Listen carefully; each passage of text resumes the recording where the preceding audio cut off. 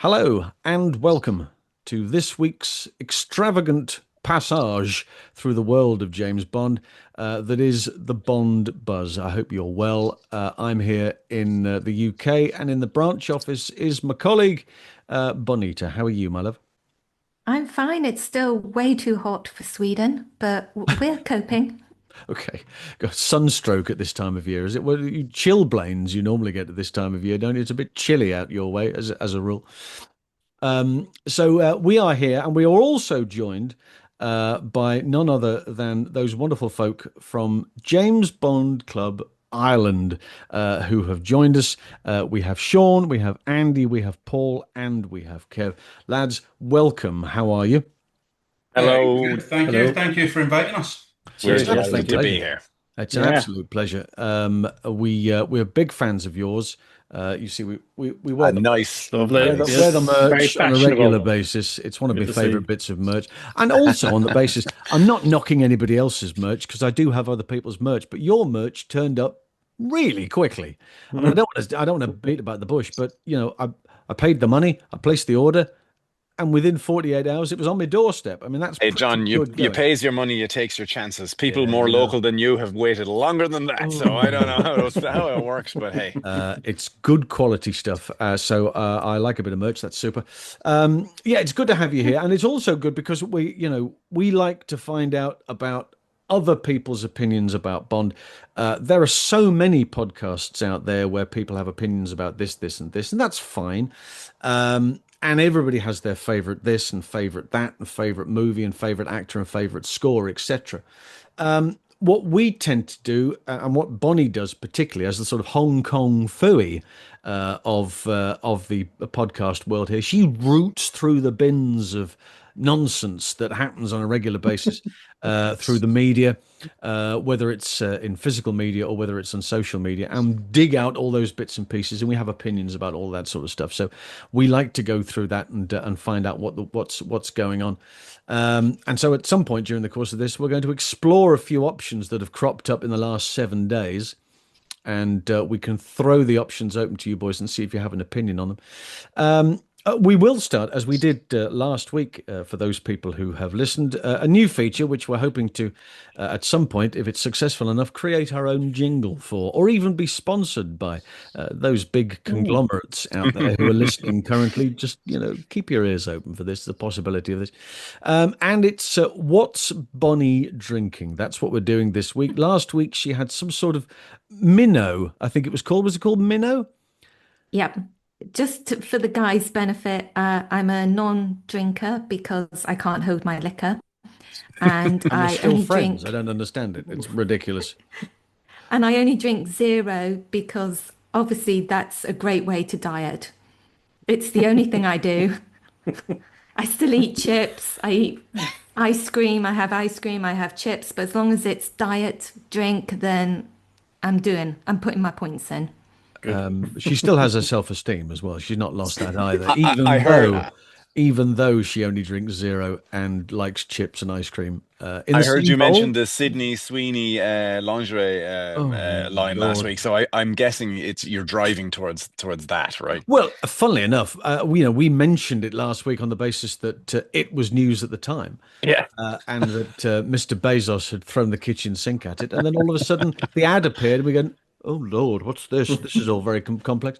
So yeah, I dare say we'll have a shufty at that at some point. So not labouring the point any longer, my love. But what are you drinking this week?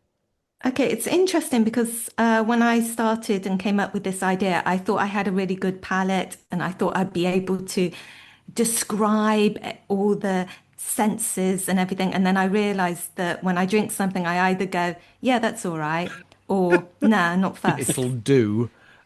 It's cold enough. So I'm drinking the classic Coke. But why am I drinking this one? It's Because because it's got my name on it. Ah. see, that's really Brilliant. good. It's got Bonnie on it. Now, there's also a confliction with the spelling there. That's the mistake that I made, if you remember many moons ago. I said that you were Bonnie with an IE, and you said it reminded everybody else of a blue Peter dog, Yes, which I thought was harsh. unfortunately, my nickname tends to be the name of a dog. Oh dear. Except for that one time on Blue Peter when Aha was on, and I'm a big Aha fan, Ah, and the dog Bonnie was all over the lead singer. I think Nice. his name's Morton. Morton Yeah. Harkins, yes. And somebody goes, "Oh, Bonnie really loves you." And I'm like, "Yeah, I do." Yeah, got that right. Okay, so you're well. It's got Bonnie on it. That's very good. That's I couldn't Coke. find. Yeah, I of couldn't. course. I'm a Jonathan, right? The can is too small to accommodate all of that, or a John, which has always got an H in it, and I'm a Jon. So it's never going to work. I just pick up, Stefan or whatever's going. Your tipple of choice this evening, gentlemen. Are you dry this evening? Are we tea or coffee? What's the skate here? And Well, that coffee this evening. You're on coffee. On the water, Joe, Sean's on the unfortunately. water. It's a school night. Christ, I apologize in advance for these losers. I am on vacation in Spain, so I am drinking Estrella Damm, which Ah, is very quite a good. decent lager, I Not a bad find. lager. Well, Yeah. you've got a what's that, Kev? You've got there a red mug with I have a red undisclosed liquid of some sort, and we'll see how the time goes, whether it is strong or not. whether it's okay. If it's any good, we'll find out later when he takes Yes. absolutely When I no start part in the following tipping podcast. over this way, you'll know. You've changed, Paul, since you moved. You used to go on holiday, now you go on vacation. Vacation, I Oh know. You know Lord. what? We were speaking to some American friends last night, and I have not switched back to European talk. So apologies for Let the that. man move to Switzerland for a month Oh, I and know. before he He's does he's tour. got notions. He's got Notions. notions. Yeah. It's still a Andy, lift, you know. you're drinking your coffee the Swedish way. How's If that? you ask for milk in Sweden for your coffee, you usually get a funny look and they say that only cats and babies drink milk. Right. Well, Okay. I always I have to must have milk in my coffee. I must be drinking it the Swedish way then, because it's black with no sugar. Black with no sugar. There we go. A good old fashioned brew. And for balance, I've got oh dear, out of focus, but it's Italian Chardonnay. That'll good. Nice. keep me going for the purpose of the exercise. Right, so let's have a little chat with our friends from Ireland. Have you know each other through Bond, or you've known each other from school, from university? How did this start in the first place? We know each other from the improbably named John Lennon. A Yes, of course. huge Bond fan who everybody knows at this point started this club and sadly passed away last year. Mm, But John was one of the because I think we all grew up with that as Bond fans, but feeling like I'm the only Bond fan in the village, mm, and we truly thought that Bond fans only existed sort of in the UK or elsewhere, but not where we were. And it took us into middle age for one of us, John, to start reaching out. Now, it's not entirely true. There were other Bond clubs, and there was a Facebook group based in Ireland, and right. there still is. But that had kind of just petered along. It wasn't doing meetups and events. John started connecting with people that he saw just, with the kind of, upsurge in fan activity and community through the social media and YouTube and all that. Hmm. He started looking at people who were making content, making comments and stuff like that, and just targeting them, and then putting stuff out there going, hey, we're going to have a screening. And we got together, and as we were just discussing with our friends in LA last night, it turned out to be one of those things where you're kind of let's face it, there's a lot of middle-aged men in this, and thankfully it's wonderful to be speaking to a woman today as well, but there are some women in the community, but you get a lot of middle-aged men showing up. But it is actually good. You start meeting new friends at this age, and that's what happened. It was an unlock to sort of getting out of the family work sort of day to day and just reliving your childhood enthusiasm for this shared hero, this franchise, this thing that we all love, which is James Bond. We John was quite a strong. I don't know how to describe him in the sense he wasn't a strong personality in the sense he wasn't in your face. He was very he would approach you quietly, and Yes. but he was someone who was very welcoming, very knowledgeable, and he could just get on with anyone in the room. But he Yes. was also very tenacious, and he just kept on reaching out, and for that reason people were attracted to that sort of personality and that momentum, and that's how we got together and started the club. And turns out people responded to that, not just in Ireland, but through other clubs, 007 GP, we got to reach out to them. Phil Dewhurst gave us some shout outs. David Zaritsky was very helpful. The Swiss club, the German club, they were all, we want to champion these guys. And then people like you as well going, we want to talk to us. And now we're kind of trying to help, anyone else who's interested in getting on into that kind of thing as well. I'm going to shut up now and pass it over to the other guys because they definitely have opinions and thoughts on this as well. But yeah, I mean, is that a fair jumping off point, lads?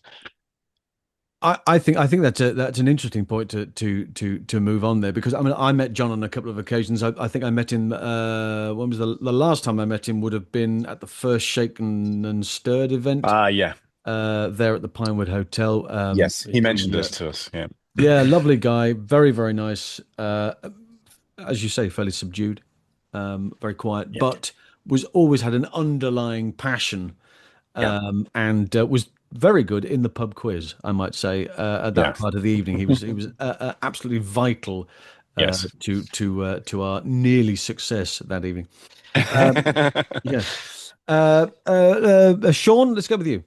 Yes, it's similar to what Paul said. I actually came into the group slightly later. The guys did a couple of screenings before I just seen it and picked it up on Facebook. I was talking to Pure Chance. It was a Bond orchestra night up in the waterfront in Belfast, and I Right. sort of spotted somebody I knew from online and started chatting to the fella Tom Ryan, chatted to him, and he says, "Do you know there's a group? The guys are doing screenings in Dublin." So I ended up going along. First screening was You Only Live Twice that I saw on the big screen. Again, met John for the first time, ended up chatting to him for a couple of hours afterwards, and I was hooked. And it's sort of fella you want to help, you want to get friends with, you want to be able to talk to, get involved in. So yeah, that's how I got involved with the group. I've met the guys, and since then, we've become a lot more involved. And it's only whenever you realize all the work that John did, now that we're sort of taking part in it all. Like, the man was so unassuming, but he did everything, and he did it with a joke, a smile. He was always in good form, always happy to talk to people. And like, he wouldn't even talk about Bond. John could talk about anything. He was just, he could Yeah, roll off the tongue. absolutely. Yeah. You could chat about family, chat about other movie franchises, soundtracks, life in general. Just a great man. And so, yeah, it was a big thing for me when John unfortunately passed away, was to get the shoulder to the wheel and keep the club going and pushing it forward. So, yeah, that's how I get in. As I say, I've met myself and Andy. We live close enough. We now travel down to the screenings together. Sure, lifts. We could. There's nights out organised and saying, so you get to know a lot of different people. You get chatting to other people, and here it's a great way to get involved in something that we all love. It always felt. I mean, certainly, you both touched on it there, but as we all got into this as kids, and loving the pictures, and loving bank holidays and all that sort of stuff that were Mhm. absolutely crucial to seeing a new Bond or whatever it was.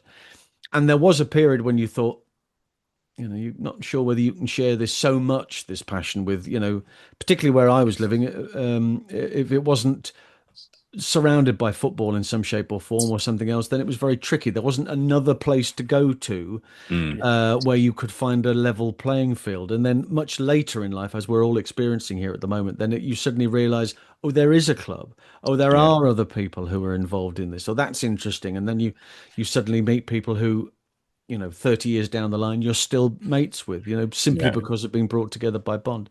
Andy, what about you?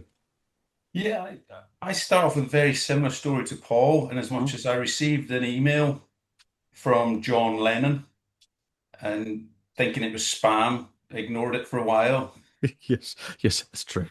and then it eventually answered, spoke with him, and I was fortunate enough to be at the very first screening that we did, which was it was on Her Majesty's, Right.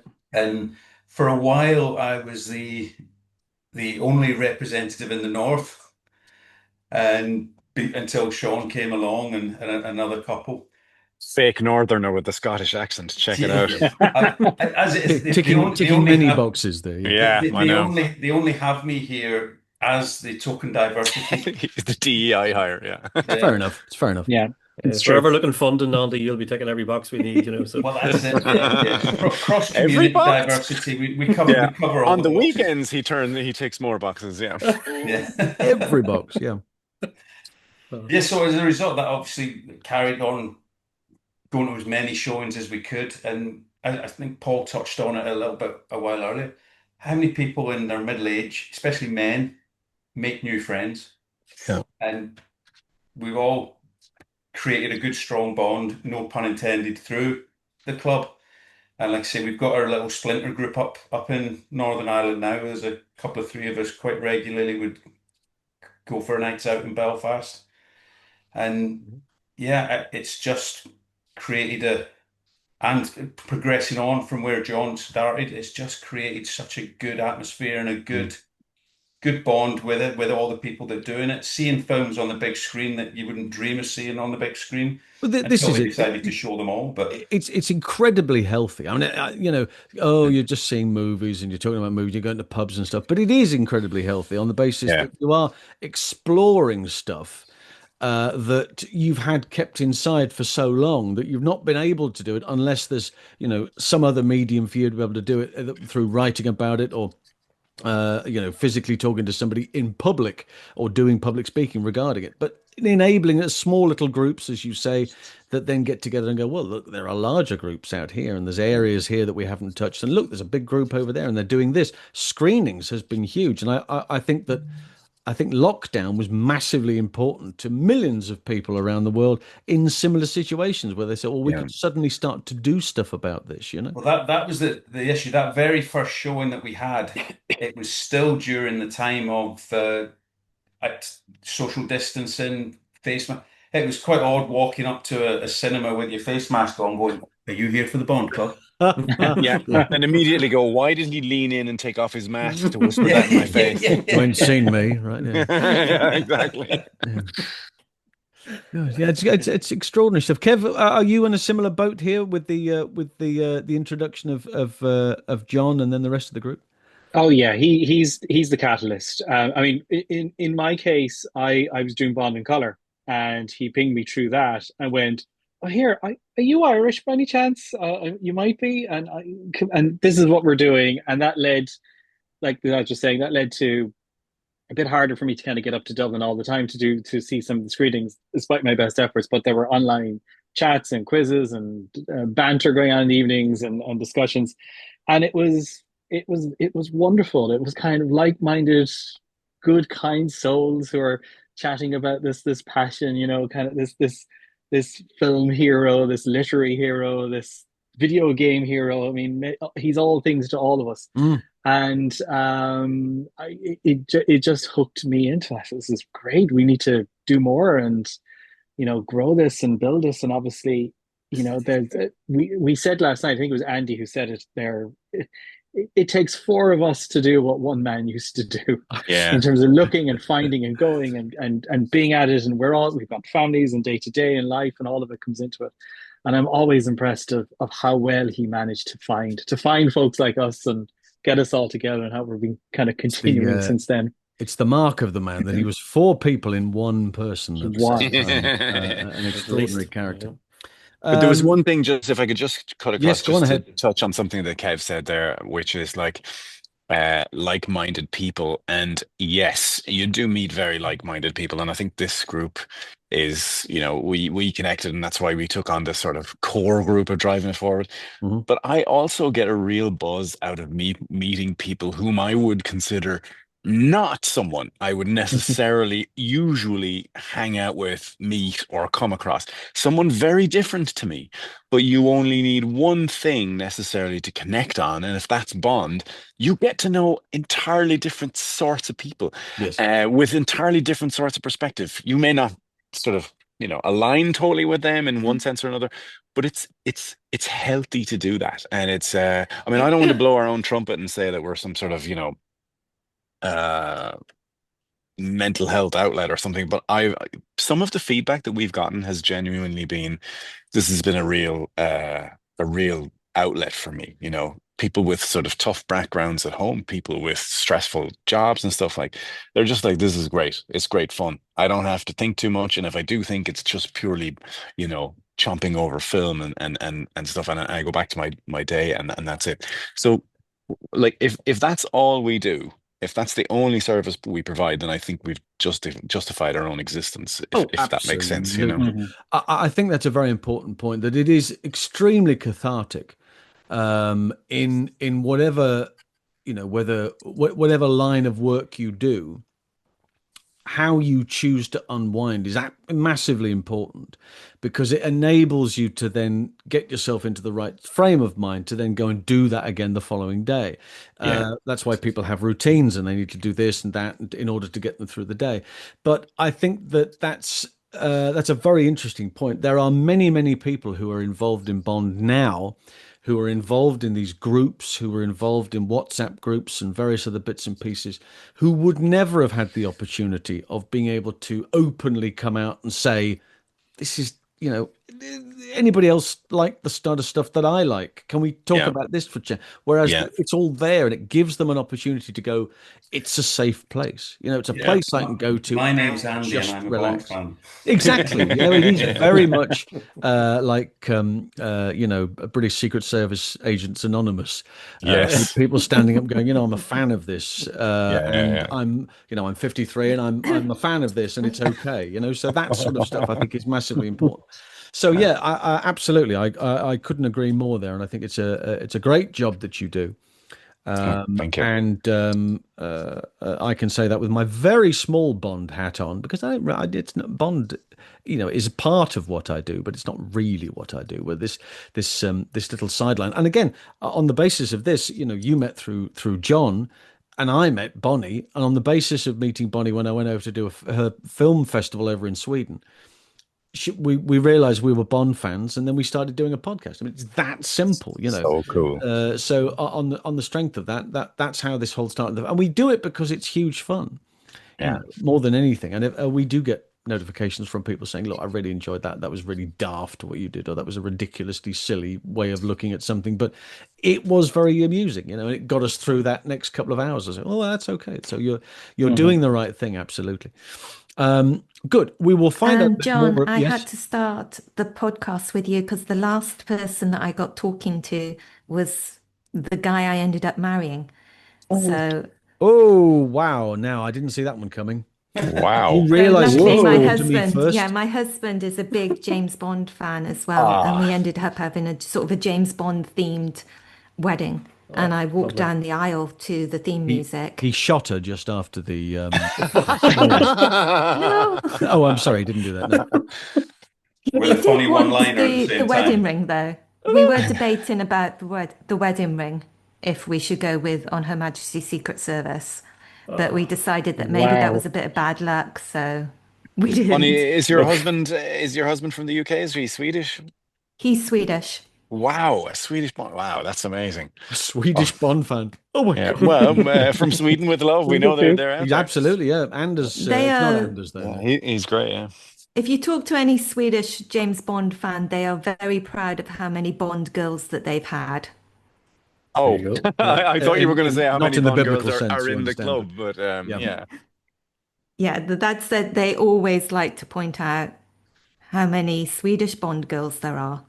Ah, oh, I see Very that they've good. had in that sense. I'm sorry, my mind Yes. immediately went to the gutter. I A beg your pardon. gopher. Yeah, that's Yeah. fair. That's A fair gopher point. Yeah. No, press, no as my more dad. Estrella Damm for Yeah, you. I know, I know. Easy, Paul. Easy, Paul. Yeah. And there And was me. our I was very confused when I found out that Isabella Skorupko was actually Polish, Ah, although you her thought she was Swedish. photograph is, of course, with I think Maud's photo is there too, but Maud and Brit and Isabella's is in the airport when Oh, you oh, when you really? go in to the airport there in Stockholm. There's huge pictures of them hanging over escalators, which I can't believe. You imagine that they say, yes, we've made it. We've now got photographs hanging over escalators in the airport. I've got a quick question. Are you guys ever heard of or into Carl Hamilton by any chance? Carl Hamilton. Yeah. Judging by my reaction, you probably get the answer already. Can you Yeah, color that in for that's us? This is the kind same of response I had, but it's kind of the Swedish version of James Bond. Swedish Oh, equivalent. really? Yeah. Ah, Okay. He's more hard hitting, he's more political, which is Sweden all over, less Yeah. gadgets, and one of all the top sort of Swedish actors have played him. So Stellan Skarsgård, Peter Harbour, Mikael Wow. Bushbrand. I am butchering these names, by the way. I do apologise. Have played And him. I hope your audience will forgive us while you further educate me. But is this like this? So it's not just literary. Is it literary as well as film, or is it kind of a film TV thing? And It's originated in book form, then it went to films, and now they did a TV show, but it was awful. okay. So I think it's going to go back to books. So where should Sorry, we back to start? films. As a where should we start? Because I mean, there was a time where the Scandi dramas coming out were just so great, and we couldn't get enough of them. So I'd love to go back to that, and if I could get one that sort of had a James Bond feel to it, that would be tremendous. Where would you recommend I start digging into this? Start with Stellan So Skarsgård, yeah, well, that's never a because bad he's starting point, right? absolutely amazing. Okay, And great. probably Coq Rouge is, Rouge. which I think is like the red cock or something. I mean, I'm going French on this before anyone points out anything else. I'm keeping my mouth shut before I make any more assumptions on There's what a it great might deal be of about. editing I'm going to have to do here at some point. But yeah, okay, we'll get round it. There'll be just be a it's large Kenneth amazing. Williams moment at some point whenever she says that. It's just funny because it's amazing that there's a Swedish that's a version or cousin of Bond. And I came across something the other day of an Irish cousin of Bond that came around in the 60s as well, What? who was a character called Sean Ryan. You can't get more Irish than that in terms of a name. And I'm doing a bit of digging into it now, but there was a book called Dark Blood, Dark Terror that came out around the time. Okay. Right. That seems to be kind of leaning on it. It was in the papers, it's like Bond's Irish cousin, kind of leaning into it. If you like Fleming, you might like this.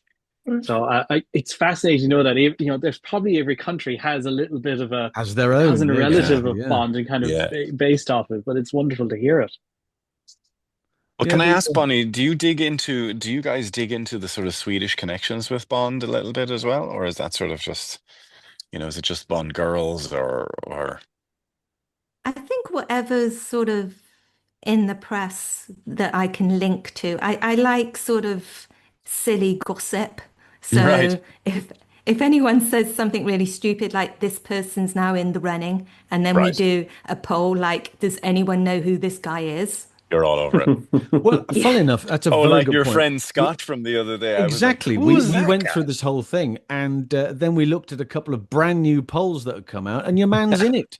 On the so somebody's listening to our podcast. We thought it was utter nonsense from start to finish, and yet he turns up at number 10, and you're going, "Good God, how does that happen?" And you put Sean O'Hare in the running as well, We just may have ridiculous put to Sean see if O'Hare on it. it Yeah, well, turns see, up this in is the the Daily Mail. possibilities are endless here. I think that Oh, yeah, yeah, yeah. if I'll, we can I'll do it for remember you your, all. I'll remember you all. if we can do When it for you're Scott, rich. we can do it for you, Sean. I think that's On fair. what you were just saying there, Bonnie, is it Mikhail Persbrandt? Oh, Yeah. nice. I just looked up. I remember seeing something with him, but I never associated the two. I remember seeing him as a like a spy type drama. Mm. Yeah, he's playing Carl Hamilton. Yeah. And those ones, Sweden is really great at understanding that it can't just be set in Sweden. So nearly all of those films has a little bit of English in it when it Mm. goes to certain places. But Very they are cool. really good. I It's highly recommend. It Oh, certainly that's looks. amazing. Thank you. That's We excellent. we had a little rummage through some of the versions, the movies and the bits and pieces, didn't we? And they look like they could be great fun. They look like they could really do with a re-release and maybe a little cinema run. To be honest, they Right. wouldn't do any harm capturing the public's imagination once again, particularly leading up towards Bond 26, which I think might be well worth a look at. Now, on the subject of news, as we are currently, obviously you know the world that we live in at the present time, boys. It's all a bit topsy turvy. We've got ourselves a director, we've got ourselves producers, and now apparently there's the possibility of a screenwriter. Bonnie, do you want to fill out a bit more information on this? Anything that we're solid on concrete, or is it just we're hearing rumors in the wind? What's the score here? I think this is what they're doing is they're picking everybody who's worked with that director. So Right. if that director's worked with so many certain actors, their names get linked. I saw that he has a favorite casting director, so that got linked. And this person who, if you don't know me, I'm very dyslexic. So there's no way you're Yeah, going to get me to say pronunciations this of these dude's names name. are hilarious on a regular basis. Have a crack at this one. Go on. Oh, Justin, we can get away with. It's the surname I can't wait to have a bash at. Go on. Kazatsky? I'm prepared to Kaz, accept that. I think that's yeah. perfectly fine. Yeah, sounds Justin good. Kurzatsky works for me. He's the screenwriter who wrote Queer for Daniel Craig, Wow, that's a look. amongst others, Amazing. and he's been rumored in the mix. It's Wow. we said the word shortlisted. He's been shortlisted, Yeah. like there is such a thing as a list of these. But He did Villeneuve, Challengers, and I absolutely yeah, that was the adore tennis picture, wasn't it? Challengers. Yes. There's everything I love about that film. I like the pace of it. I like the story. I like how unusually, well, I'll just say it's shot in a really weird way. I love the music, and it's really, really. If you haven't seen it, I don't know if you've seen Challengers. No. It's really, really good. Okay, you're firing out the recommendations at the moment, Bonnie. This is Oh, we she's on. I need to tell you what, connect and get yeah. she's on fire. She is on a Yeah. regular basis. People are going mind blown by the options Yeah. that are being thrown that way. Yeah. Yeah, it was the tennis movie. If you remember seeing it, it was Zendaya. Uh, Yeah. I so know of it, but I didn't watch it. Yeah. yeah, there's about It's seven somewhere down minutes my which were list. very, very popular, and the rest Really? of it was tennis. But there's apparently it's terribly well written, so that's certainly worth looking at Right. when And it of comes course, to that. that has the actor who was on the pole with the others. I can't remember his name. Is it John something? I ruled him out because he's with his ears. Oh, yes, the guy. Because of That's his very ears. true. Yes. Yeah, there are I got a physical problem with issues as well ears. with Bonnie from time to time. She likes Yeah. actors, but isn't quite as keen on their ears. And Right. therefore, it doesn't sit right with her as far as this particular. Can you It's why imagine this actor Daniel in the room? Craig is kind of like Daniel Craig is way down my list of Bonds that I Because of like his because ears. that dude's Yeah. ears. Yeah, I love him in like Knives Out. A huge fan of that series, but oh my God, his ears. The guy can't wear a hat. Did you So, see him so in when in the Cowboys dialogue in? between him and Vesper, when they're like talking away, you're just saying burr, burr, burr, burr on your saying, look at the fucking spoons on that Look at the fella. lugs on that boy. Yeah, exactly. Yeah. Yeah. Yeah, it is Yeah, somewhat it's alarming. off-putting. He can't wear a hat. He was in that cowboy and aliens, and they put a Yeah. cowboy hat on him for 2 seconds, and it looked ridiculous. Yeah. Love the In bloke, fairness, don't have I a don't think problem the with hat him. was the worst thing about that You film, took but the words anyway. out of my mouth there, Paul. Yeah. I think the words and the concept might have been the issue, Yeah. more so than just Yeah. a Do you random know, hat. But I'm he going to be did look looking good at in the the world chaps, a though, whole let's be fair. different way. This is true. So that's the possibility or the rumored option. And again, they're all connected with the director at this point. I suspect, as Yeah. with many of these things, and we have to point this out on a regular basis. That okay, so the director's been chosen, the producer's been chosen, but just because somebody has worked with either or of them in the past doesn't mean it's set in concrete. And there's been no major casting at this stage, and they could do with a story or an underlying story coming along, or a basis of a story to pick the bones out of, but we are unable to provide any information. Certainly, the papers are unable to provide anything at the moment. Director wise, of course, Denis Villeneuve had a lot of trouble not saying Dennis on a regular. It's just it's Dennis. There's not even an accent over his I. It's Yeah. Denis apparently. Yeah. So Denis Villeneuve, all right, he's down and he's accepted the fact that he's going to do the next Bond, but he is quite busy though, Bonnie. Apparently at this stage, what's the score there? Okay, we've got him down. It's the most anticipated films coming. So he's down for Bond. Hmm. And I'm going to quickly whisk through the other directors to find him again, because obviously, oh, American Cycle. Oh, he's down for Dune. Doom 3, yeah, Yeah. that's Then currently he's down filming for Cleopatra. because that needs to be remade, obviously. When is that And slated for release? not, I have to go on IMDb yet. Next Thursday week. You guys talk. They're Good, going to I'll rush fit it this in my one A long through. shot. Hopefully, yeah, get it out of the way.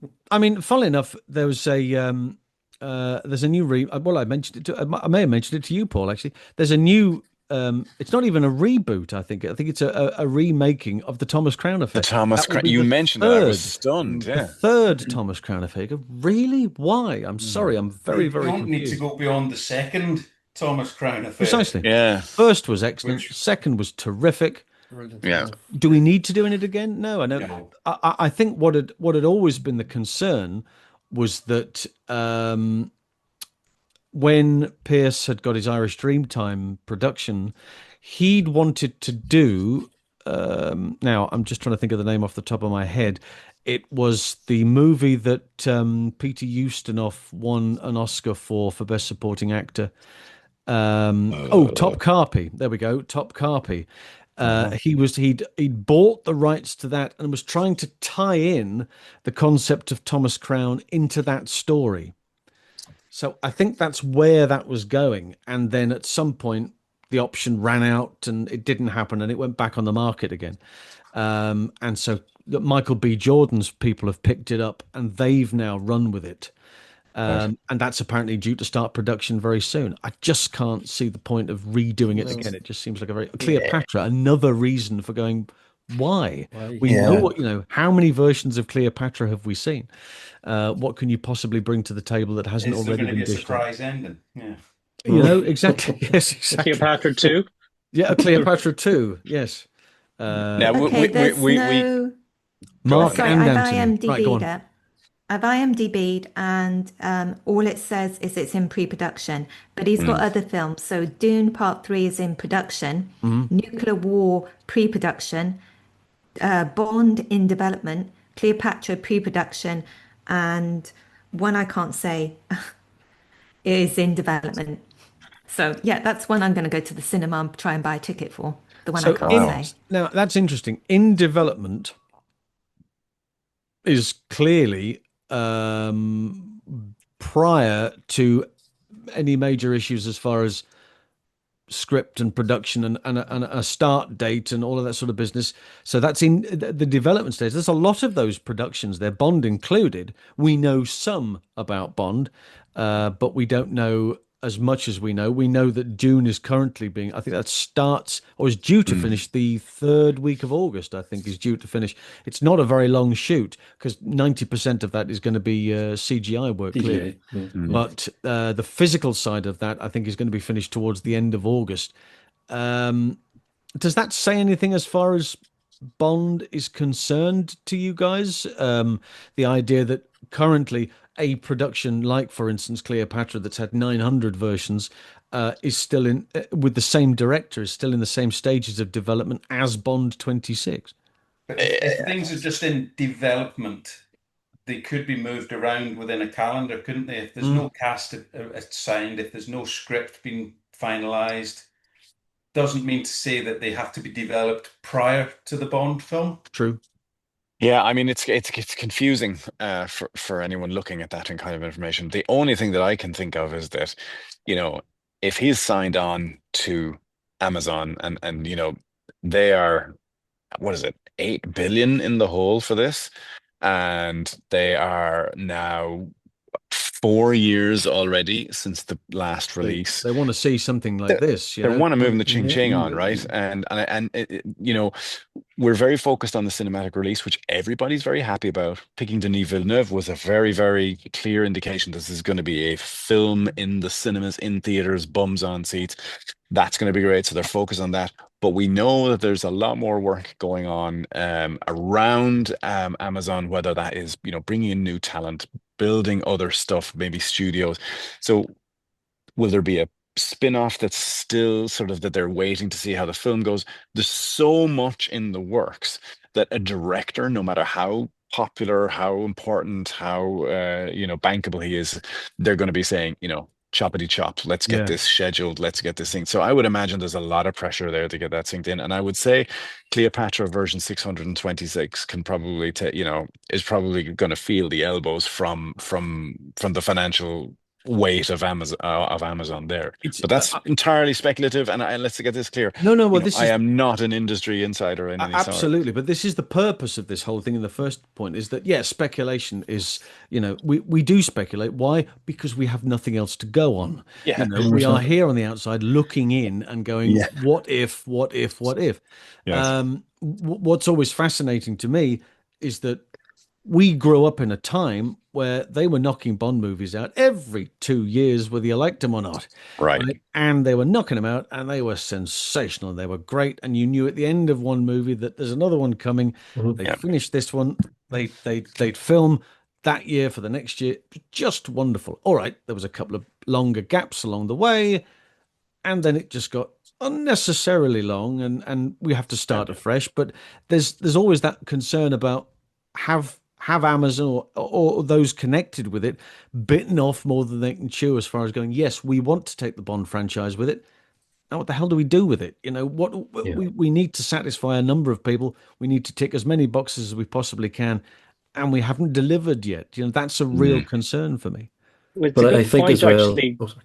Go ahead, Kev. Just quickly, Sean, it's a very good point just in terms of when you think of it coming out every 2 years, you had books, you had scripts, you had stories. Mm. Now, I don't mind waiting a little bit longer today if there's a thought of the next movie plus the next 2 movies after that are Yep. being somewhat planned and mapped out. Mhm. I think that gives us a little bit more of a direction and hope to it. But it remains to be seen whether it is we're just going to deal with the one and do a sort of production line, or whether Denis Villeneuve is actually a project manager for many movies Right. and saying, right, get this done and get this done and get this done. But I would be hopeful, to back what you're saying, we would have a few stories in the pipeline being formulated, that there is a narrative, given how we've seen other franchise going like that over the last Yeah. number of years. Yeah. How many Similar times? point. How many times have you seen? That thing they do at Comic-Con where Mm. the MCU come along and they go, right, 26 pictures along the line, we'll do Yeah. this. They've got it Yeah. all mapped out. The DC have done exactly the same thing, and you're going, wow, why are we going movie to movie? They can do this. They can plan them all out. They can plot them ahead. How exciting would that be to have? 4 pictures from now, we're going to introduce this character, and this is going to happen in this type of idea.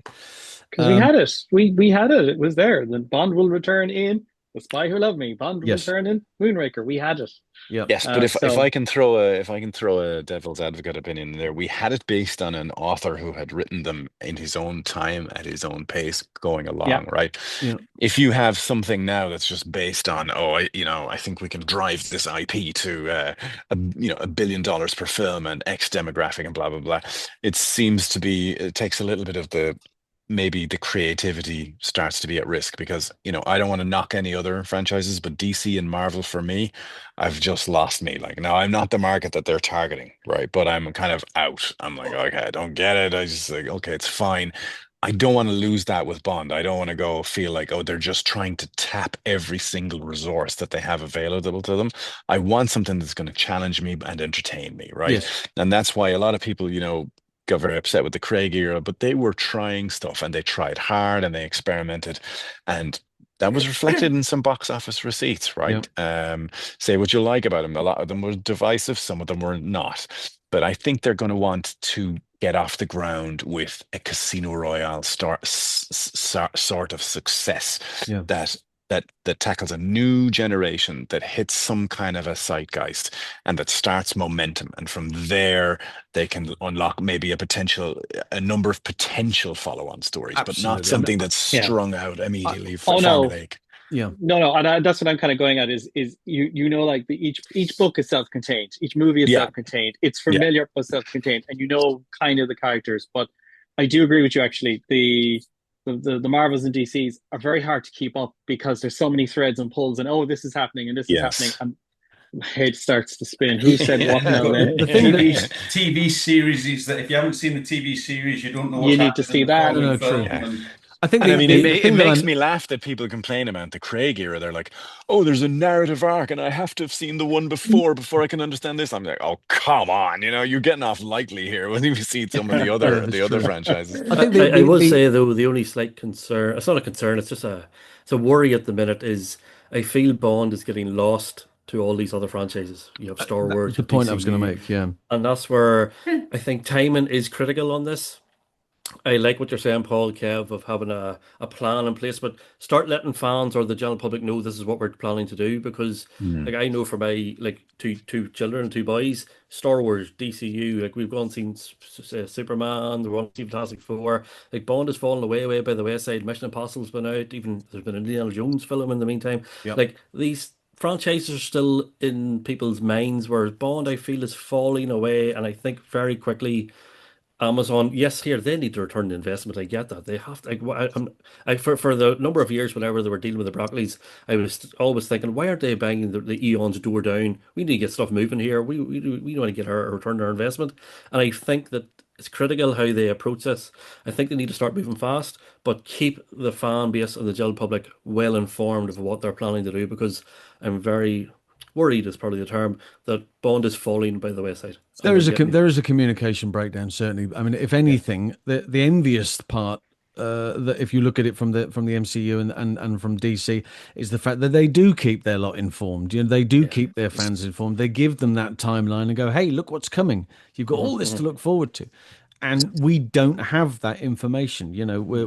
we're not being privy to that. Don't worry, it's in safe hands. Trust us, we're going to do this. You know, just a little bit of reassurance Yeah. from their side. I think that's massively important. That's why I thought that they were going to do something big in Cannes.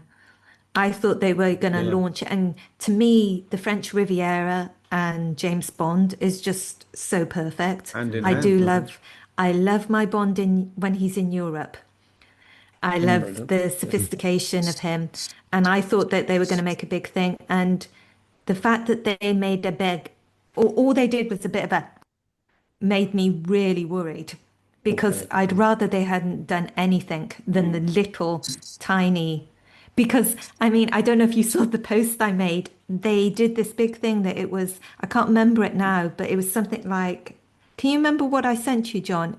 And it turned out to be the name of the boat. And Oh yeah, that's right. Yeah, I thought they they'd had a released the title, and I was like, "Oh my well. God, they've released the title of Bond," because it was this name and James Bond all over one section. And then when I came back the next day, the boat was still there, and it was actually the name of the boat, and they took down all the James Bond All the stuff. livery had gone. Yeah. Oh, Yeah, and I was just like, "This, please, why did you bother even turning up?" I suppose if you think back, though, yes, in the past it's always been the last words. James Bond will return in.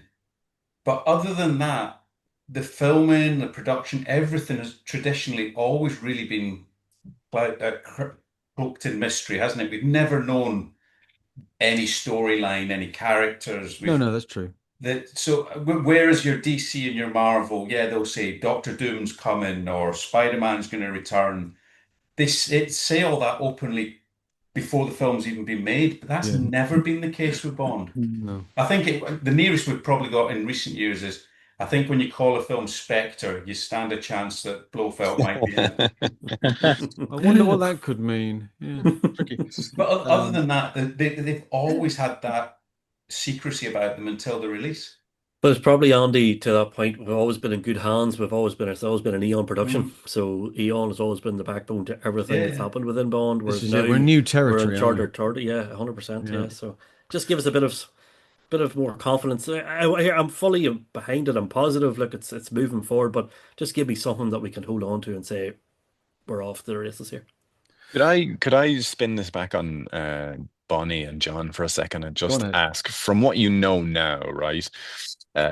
You know that you've got Heyman and Pascal as producers. We know a little bit about them. We know what they're like. We know about their record, their take on things.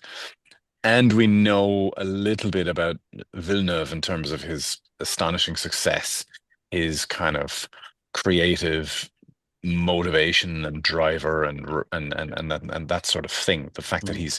he's good with adapting original literature and taking it to the screen. He's good at finding. He's kind of a message-driven director. He finds a message in a text and brings that. But he's adaptable, I think. I think he said once in an interview that he started off really wanting to make an auteur style classic by the time he was 30, and then he realized, you know what, I just need to pull back and enjoy the process of cinema, right?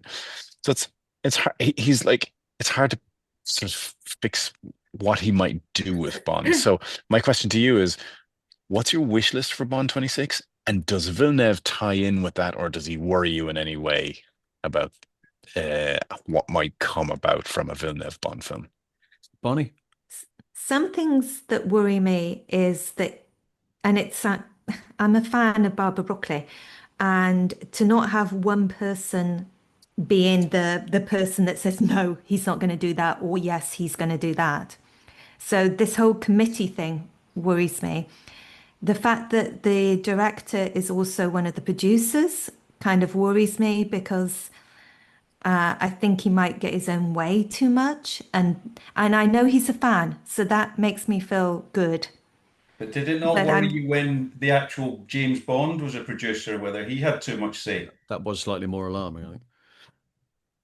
when who was sorry? Well, When, Daniel Craig was a producer, wasn't he? And yeah. I think he had Oh, too much say. you see, you almost made me swear on air then. Yes, he had way too much control. I mean, I've said it before, like, I want people that are fans of the film and of James Bond because I do love that dude. So when an actor turns around and says, oh, maybe I'd play it if it was offered to me, I would be like, no, I don't want that person to do it. It's a yes no I want answer. somebody who's going to bite my hand off. And I think at least the director he has said, I will bite your hand off. But I know, wasn't he in discussion with Barbara and he wanted too much control? Am Who? I right in saying that? So he got sidetracked. Who? So I think I read that somewhere. I could be wrong that I'm going to call him Dennis. Dennis was in Dennis. the running at one point, Oh, and Den. Barbara Dirty kind of Den. like, mm. Um, So I don't know whether, I mean, every director who comes on board any project really would like, a fairly substantial say in how the film that they are creating is driven. There will be guidelines, there'll be outlines, and there'll be areas that you can or cannot touch. But I think that out of all of the choices, or out of all of the options that were available as far as director was concerned, I'm perfectly happy with Villeneuve. I don't have an issue with him at all. And I think that based on what he's done prior, he could be a very good director. He could be one of those directors that I'd also like to see, a director that would maybe stick with the project for a couple of movies as well, instead of I just thought, doing John, one and then I thought you were on abandoning it. my side, John. I thought you were on my side with my wanting to direct. Well, I know that you'd like to direct, and I'd like you to direct, And also the first female. but with the And I greatest thought Barbara respect, would do that. Dennis has And Bonnie, I'd possibly take your hand off to play the role, so I think well, we'd be symbiotic in that regard. take your Coke Zero at this stage. Yeah. But Denis possibly has just a smidge of a better track record than you do at this stage. I'm not saying that that's not going to happen in the future. But also, what I would like to see from a director and from the production is I've seen that origin story already. I don't need that again. Mm. We've had it and it worked very successfully with Daniel, although we shouldn't have had, in my opinion, the full story arc. I would have been perfectly happy to have had the origin story. It's it's set before Doctor No, evidently, as far as that, if you're working on that sort of timeline. But on the basis of that, okay, I'm accepting of that. Now, and because of what's happened in No Time to Die, and because of the confusion, you have that final scene, the screen goes to black, there is that continuous note, and then you have James Bond will return. And when I was in the press show, the entire audience just burst out laughing, which was, Did they? yeah. Wow. Yeah, I was at they I did was at in the Sweden as well. press show at Leicester Square, and the whole audience burst out laughing. It was just complete nonsense from Wow. start to finish. And I think that now that we've got to that stage, we need to have stability. I would be happy if the Bond that they choose, admittedly, they're looking younger than your 40s. They're, looking mid 30s maybe. But I would be happy if he was found in this new film mid-operation. He is a Bond, a double O that has been in the service for a little while. He knows what he's Established. doing. He's doing exactly. And He's in that pre-title sequence, doing what he does best. And if that pre-title sequence kind of works in a sort of Roger type way, where it's not connected with the main yeah, story, it's just to establish him as the character for those few minutes. Going, yep, okay, I like this. This guy's good. And then when that story comes along after the credits, and you're off to the races, so nice and steady. and That's what John, I'd like. is that Bond going to bounce through that movie in a Roger-like way, and he'll get angry at the villain and he'll defend the girl and he'll come out at the end of it all triumphant, wink at the camera, and that'll be great. Or It'd be brilliant is if it was that just It like would be Bond, that. brilliant. or Or is that Bond going to be, and these are some notes I may have picked up from Villeneuve, struggling with the internal tension of being an assassin and being, hard drinking. Are we going to go down that I don't. that Ian Fleming focus of it Well, again? no, we the Ian Fleming focus and the kitchen sink drama that we turned out to having later down the line, I think, are two completely separate things. Woof, harsh. That understanding of Bond's internal monologue that he has in the books, Mm, that's him fighting his own demons from a literary character. mm, The reason that the success of those 70s Bonds, particularly, and I have to refer to Roger in this, is because he said himself he can't do it the way that Sean did it. He had to do it his own way. They were trying to cast him in 62 when he was the Saint. mm, They knew mm. how good he was. He was a big star and he would have been splendid. But Yeah, to get him in that period where he was lighter, he's lighter yeah, than Roger, he's lighter than George, he is lighter, and yeah, he can drop that quip and give you a little bit of humor along the line and yeah, the one-liners and stuff. And I think that's massively important and is yeah, somewhere that we haven't been for so long. yeah. Daniel got to a stage where he was getting a little bit lighter and could deliver a one-liner here or there in Skyfall, and then it all kind of dropped off a bit for a couple of pictures, and it all got terribly melodramatic again. So, I've Yeah. actually got a question for you guys because obviously you've heard that my husband's a big James Bond fan. We had a James Bond wedding, but because of Daniel Craig and it went too dark, haven't managed to hook my daughter. So my daughter is not a Bond fan. And I managed to get her to watch a couple of the early ones. She quite likes Roger Moore. And that's why I don't like Daniel Craig. I don't like how dark he went. We're not getting the next generation. So for you and your kids, have you managed to get them hooked on Bond? And have they actually seen the Daniel Craig ones? As Yes. we've said this a few times now, over here, I suppose in England as well, they show over the big anniversary, they showed all the films. I took my young, who would have been 13-ish at the time. She came with me to all of them, some under sufferance. And then when it got to Roger Moore, she loved it. I think Roger Moore is the perfect entry for yes, young people to Bond. absolutely. I Yeah, Yeah, think even similar. Roger would say, "Ooh, that sentence about Roger being the Well, perfect yes. entry."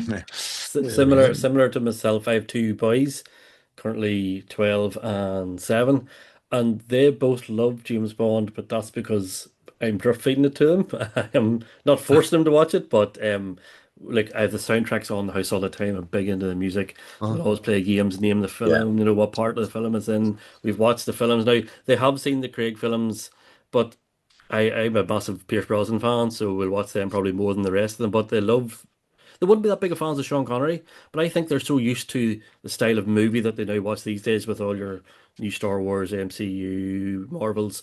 They mm, like the more action-packed, more modern type films, if that makes sense. right. But They are fans, but they're only fans because I'm pushing them to it. They're not, oh, there's a new thing coming out. Oh, there's a new trailer. Like they really enjoyed the trailer for the computer game, which I'm hoping is going to be another avenue down the line that I'm going to get them more into Bond. My son was actually asking me, would you believe today, because I was chatting about it. He wants to know, will it be coming out on the Switch? Because he has a Switch, the younger fella. And going, well, hopefully they will, but don't worry, we'll cover all bases. We'll be getting you to play it, you know. But Right, yeah. it's things like that, and that's where Amazon, I hope as well, are going to engage the younger generation with other elements of Bond at their level.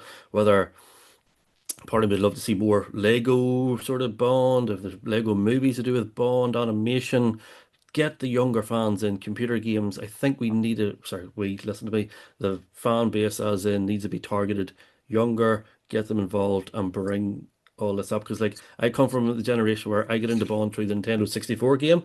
Right. That's was my first entry into Bond. So I always fear that we're losing a lot of younger people in this bit of hiatus. So big Oh, time. the My sons are N64 fans, was but huge, wasn't it? I wasn't a yeah. gamer, so I didn't that all skipped me by.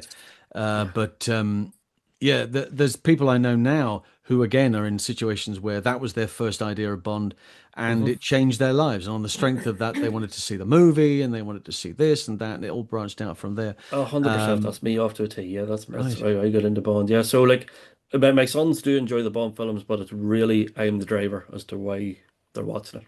You know. I have a similar problem to Bonita in a way because I have a 12-and-a-half-year-old daughter, nearly 13 really by the end of the year. And she's familiar with Bond and knows of him and knows about Sean Connery and knows about Pierce Brosnan. And Daniel Craig is probably more relevant to her because she's seen it on TV of late. Yep. And it's snippets. And I haven't pushed or anything to that point. I haven't forced her to sit down. You're watching this now because it's the last thing I think that would work. But it's just slowly kind of a bit here, a bit there. I am curious to see when we get into the next Bond and the push and the promotion and the marketing, and a little bit to take Sean's point about it being lost, a rediscovery by all these young folk Yeah. and next generation of who is this guy? We've never seen Yeah, this yeah. before. This is different. I'm very curious to see how it is. But yeah, like you, she's familiar. Okay, might go with you. She's talked about coming to a screening once or twice, and I'm like, okay, you can when you're good to go, but isn't racing towards it yet. So I think there's definitely a hook that needs to be put out there for a whole new generation. Our generation probably hate it, I will add, but they'll love it, and that would be the most important thing.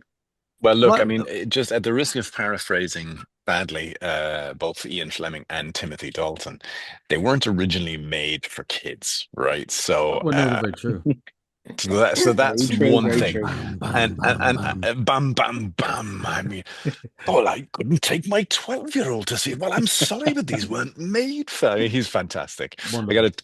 There's a guy called David West who does the best Timothy Dalton impression I've ever heard, and he worked for a while in Bond in Motion, so he knows that entire Oh, right. speech off by heart. It's very funny to listen to. But I mean, look, I love the fact that you can actually there is a part of the Bond canon that is perfectly suited to kids because I've got two 5-year-olds. They love the music as well, but they love like the PTS from A View to a Kill or the Lotus going into the water, and that's Hmm. enough for them. I'm a huge Craig fan. He's probably my favorite Bond. Not necessarily all of the films are my favorite films, but he as Bond is my favorite. Right. But I won't show them Craig films yet. They're not ready for it. And they won't appreciate it. They might appreciate a car chase here and there, but it's there's too much heavy drama for them as kids. Um, so I just think you got to pick a tone of the film that you're going for, and that's why I'm watching out for signals from Villeneuve because I can't imagine he's going to make Moonraker. I I hope don't not. know. I don't. Yeah, but I can see him. To be honest, I can see him if he gets the right writer in place, like you were saying, Bonita. If he gets a good writer, he knows how to do tension. He knows how to do the conflict in a character without necessarily making it, too overblown, too much of a kitchen sink drama. But tension with a character. Is he a hero or is he vengeance driven? There's a Mhm. little bit of that kind of stuff. And then, driving that towards a conclusion where you're building tension, the stakes are getting higher and higher, the options are getting narrower and narrower, and then creating that could be really good. My worry about Villeneuve personally is some of his films thus far, although looking beautiful with amazing casts, like Blade Runner 49 was, Uh, I hate to dismiss something, but it was a smidge boring at the end. And I don't want a Yeah. boring Bond film. But I think he's going to go, this is not Blade Runner 45, 49. This is not Dune. This is Bond. I've got to, pace it up. And, you know, I think Pascal and Heyman are going to say, this is the trade-off you're going to have to make. Can we do it? Let's do it. Let's find the right writer, and then we'll put the cast in place. And I think we'll have a real opportunity at success here. So that's my optimistic hope that the But direction people it'll thought the take. same when Sam Mendes got the job, didn't they? That he's never done anything like it. He'll Yeah, never make a good job of it. And to be fair, he didn't do half a bad job with Skyfall. yeah, Skyfall was excellent. I don't think he should have been roped into doing Spectre. I agree. It's a No. divisive Yeah. result. Yeah. Skyfall was really nicely done. I quite like the pace of the whole thing. I like what he's done with it. There's a couple of scenes in Skyfall that I don't like, Which I are must which? admit. are they ear based? Because that would make a great deal of sense. There's poor Craig's old hair is too short. lobes. Which scenes are they, Bonnie? Take the bloody shot. Shoot I his ears didn't off. like when the bad guy sort of face melts when Oh, I he see. takes his Takes his teeth out. yeah, because I thought that was trying to be a different film to Bond, and I must admit, because I direct and I write, I like all in camera sort of special effects. I like to enhance it a little, but that was too much for me. Okay. That kind of special effect, and the whole concept of the whole bit with the court, him running underneath the train crashing, it was just like the most confusing and Oh, the Tennyson annoying. inquiry. I see. Yeah. It was just ridiculous that anyone would have that as a plan. It was almost So, more art than actual practical plot because everything was yes, so insanely coincidental, but it Yeah. was emotionally running up to a point, wasn't it? It It was was almost emotionally charged. That's true. yeah, That the her M's speech and the image of Bond running up the road there through the line yeah. of traffic and the music being played. Yeah. It but does. I love Judi Dench as well. I absolutely adored Judi Dench as M. I Well, think I it's mean, illegal to say you don't like Judi Dench anywhere in the world, I actually. I I love Judy. I've always loved her, but she has absolutely no business being in the Daniel Craig movies. Really? I'm not this. I really have an issue with this. I've voiced this before elsewhere, but I have no problem with her being M in the Pierce pictures. Not an issue. For her to then come back, if we're a different timeline, so this is Mm, messing with my mojo and everything else. For her to come back on a different timeline as M mm, just messes with stuff, and I don't. And Martin Campbell said himself, the reason that she was cast was because she was a great M. yeah. But you've said yourself, you've just shifted the goalposts to over here. It's a brand new timeline. It is set at the start of Bond's career. Why have you got the same people? It doesn't make any sense. But John, I mean, by virtue of the fact that we're going to have another Bond film, we're just shifting the mother of all goalposts after Well, the ending of the preceding film. So, oh, I mean, absolutely. but this isn't the Magna Carta either. It's fiction. You can just do with it what you wish. It's just bend it to the shape you want. Well, yeah. That's I mean, that's really what has to happen, I right? can bend it to a point, but I really I don't want any of the original Scooby Doo team turning up in this picture. Oh, You know, that's fair. I, That I, would warp my brain that's as well. not going to happen just because No. Rory Kinnear needs the work at the minute. I don't think he should be turning up in this particular film. So I think we need to. It's a new Bond with new villains. It's Yeah. a new world. It's new actors. It's new everything. I would say my father I'm very lucky that my father is still watching these movies, and he grew up with them in the 60s and so forth. Yes. And at the risk of talking earlier about the young generation, I'm not going to talk about the even older generation, which is, does it pass the dad test? And by that I mean the dad watched Spectre, I think, and watched No Time to Die. Hadn't a clue what was going on. No, Can't mine keep was the track same. of it. Mine Everyone's was like, the same. what? The dad can sit down and watch The Spy Who Loved Me. I get it. The dad can come in halfway through The Spy Who Loved Me. I get it. Yeah. I can keep going with it. I don't have to see it from the Yeah. start. That's I think that's that's a hugely important. It really is. important thing My for where we want to go. my old man's 90, and Wow. he Casino he kind of enjoyed, and then everything after that just got really complicated because it was a lot of explaining fair. to understand That's who fair. this is and what's that is.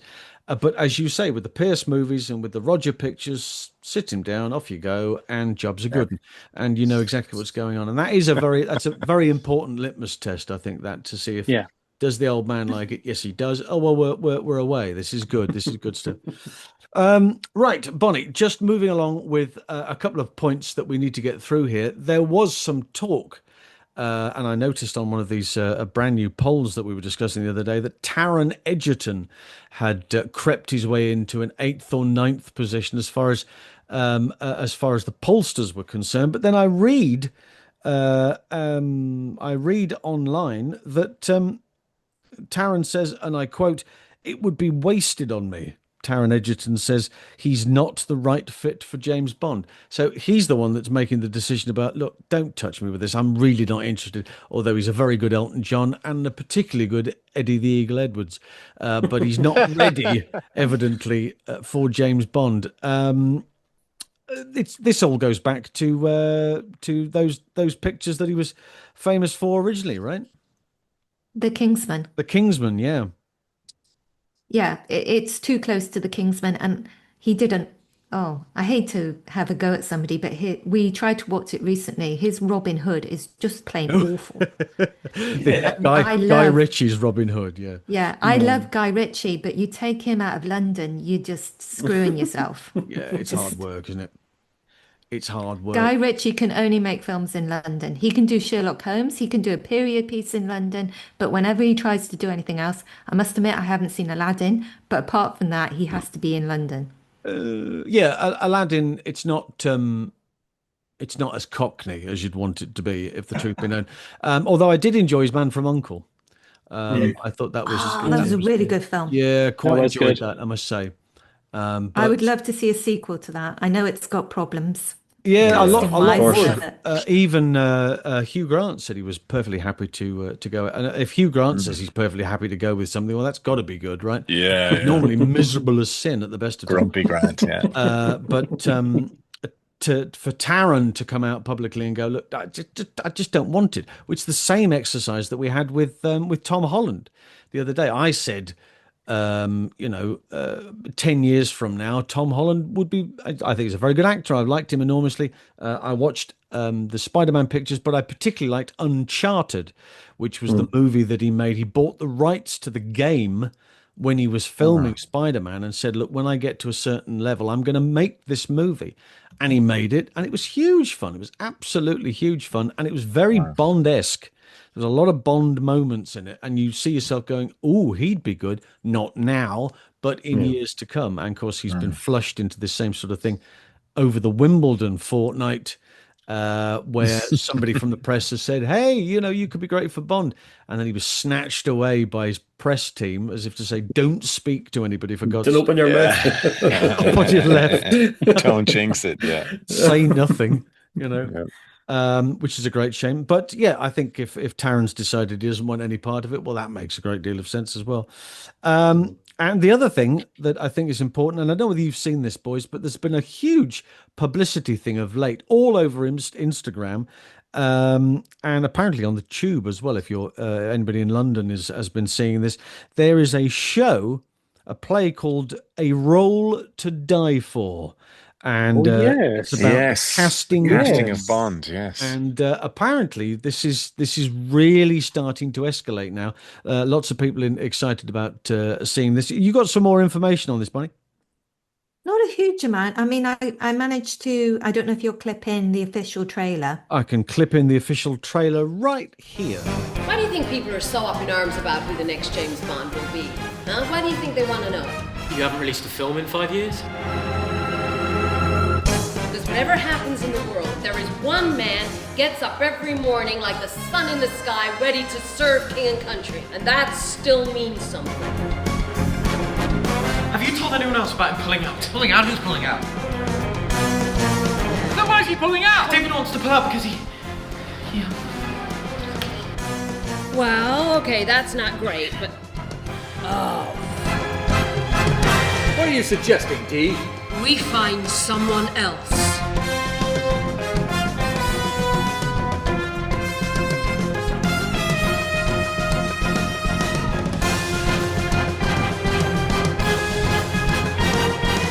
can't believe it. Believe it, baby. And wouldn't you be worried having someone like me in a role like this? He's new, he's fresh. Different. People don't want different. And that's exactly what people want. Time's up. Lacroix needs an answer. I'll choose who I choose.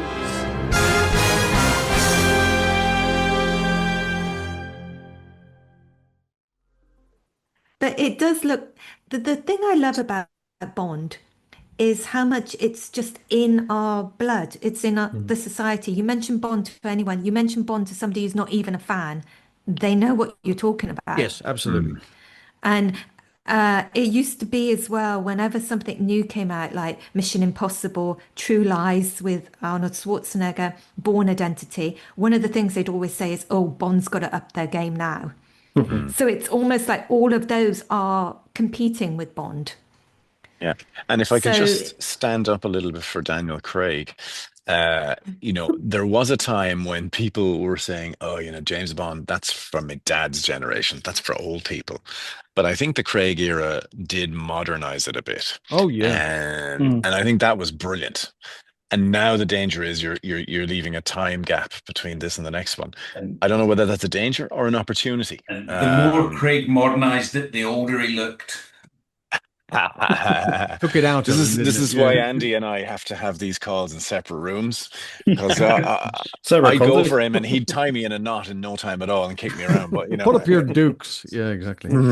I think an interesting thing with that is one of who I would like to play Bond is Jonathan Bailey.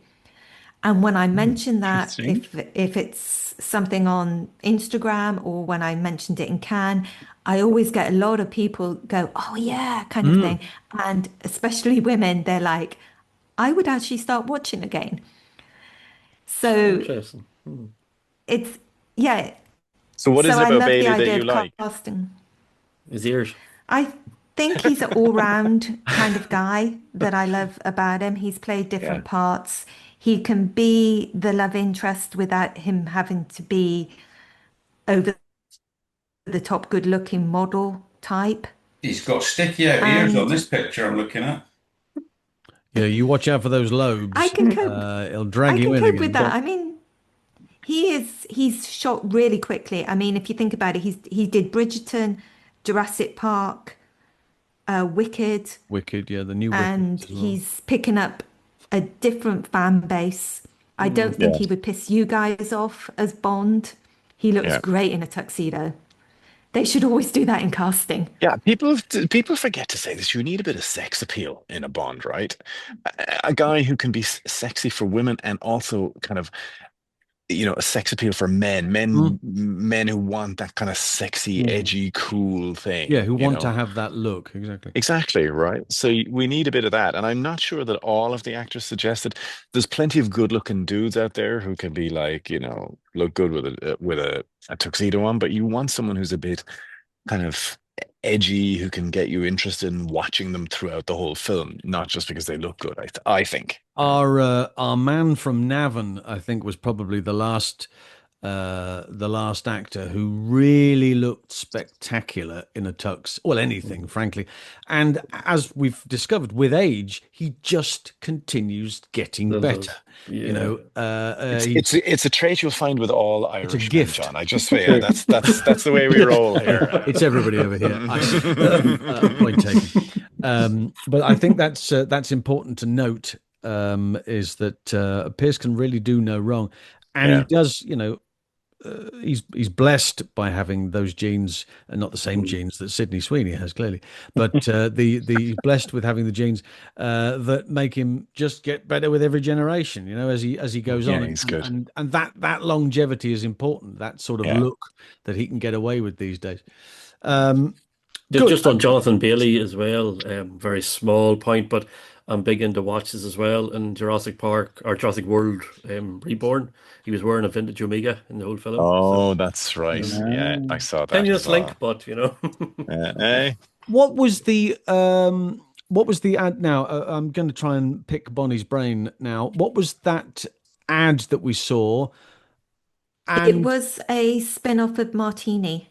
It was like a Martini, right? Spritzer Martini Spritzer. and He's an Script. ambassador for Spritzer for Martini, Right. which was coming out around the same time as the Jurassic World movie was coming out. And the last scene, which I thought was terribly clever, was the Martini sat on this table, and it was rippling. There was vibration ripplings Oh. as it was Very the good. Very T-Rex. And I good. thought, oh, that's very clever. Well done. Yeah. They've really thought about that and tied that in very well. And now, Which they didn't do with the whole Sydney Sweeney no, sort no, of that's ads, true. There was which a is reason. not at all We, clever. we can touch on that briefly if we may, but I mean I've watched it twice. The first time because it's the Sydney Sweeney thing, and the second time after seeing huge quantities of backlash on TikTok and various other places, going right. I'm not quite sure they've thought this through. This is all terribly complicated. Any Well, any you actually opinions of got the reader? me. You got me thinking about the Sydney Sweeney one on the last episode. I mean, for two reasons. One, because you sort of made some interesting points, but also thinking about Sydney Sweeney is no hardship. But it was one thing that struck me was she's kind of one of those stars. I feel like there are fewer stars who can really drive movies now. It's more, and I hate to use this term when I really don't know what I'm talking about, but the term IP, the intellectual properties are the ones that are driving, they're the Yeah. powerhouses now, and the stars kind of jump on board. Yes. But she's one of the few who's really been strong enough to create her own kind of branding and her own niche. And I think she's something special in that regard. So she might, previously I would have thought, well, she's a bit big for Bond now. She's a bit too big to be considered maybe for Bond, or she might be too expensive or whatever. However, the expense things doesn't seem to be as much of an issue right now.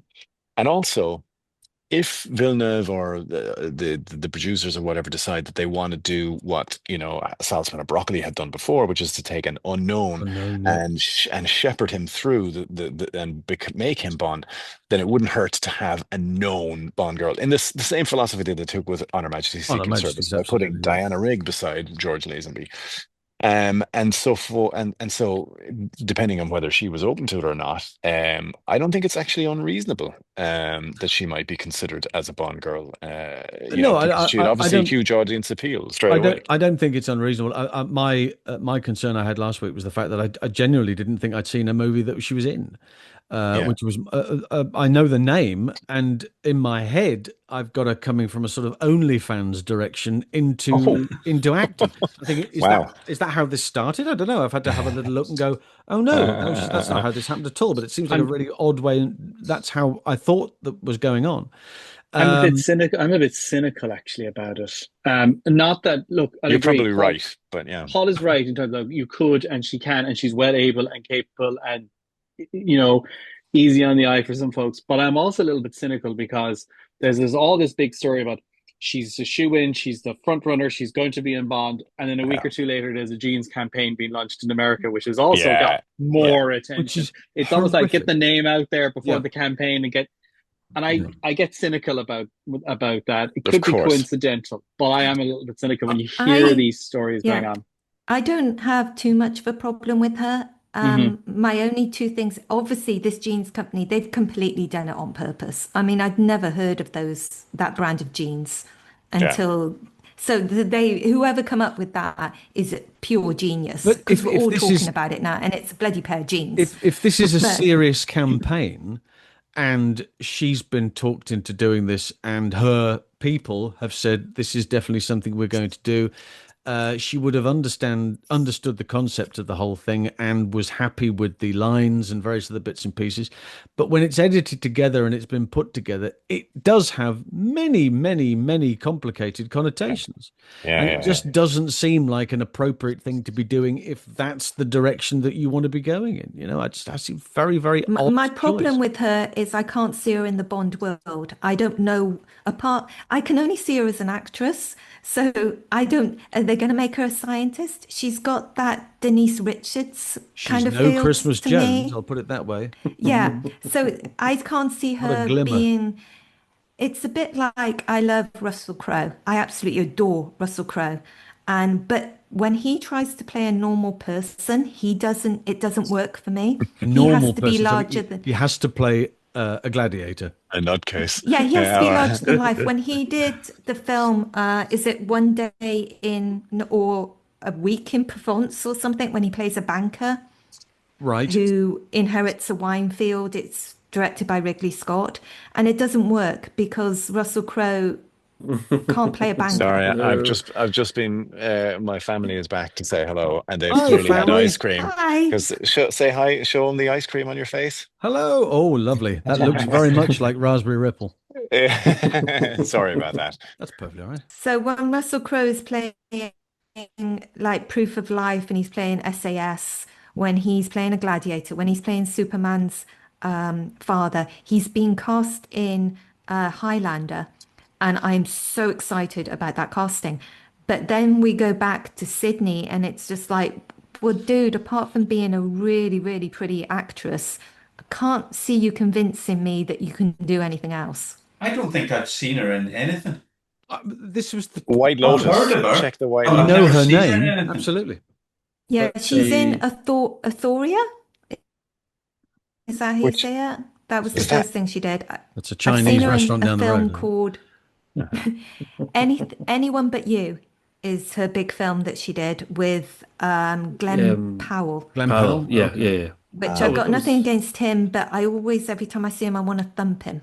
I don't know why. He's Right. got a very Is thumpable he aware face. of this? Because this seems like it's Well, he's probably aware why you now. I'm two have sure never he's connected. not worried about me throwing a punch at him, but he's got a And very, I this think is his this is eyes too someone you have close. nothing against, by the Yeah, way. I have nothing against this man. He's got, Kill him. Yeah. he just got a very thumpable face. Top Gun, all that, very Face. thumpable face. And he doesn't even have big ears either. This is why she's in Sweden and I'm in the UK. I think we Safe can do distance, this yeah. together.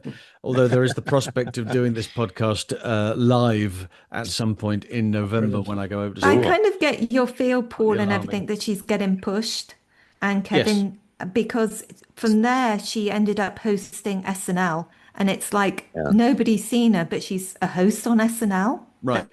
That's, Exactly. It's just so she's hugely getting pushed, and I'd rather somebody like Zendaya would be friggin' Who would be awesome. amazing? Yeah, she would Yeah. be amazing. Yeah.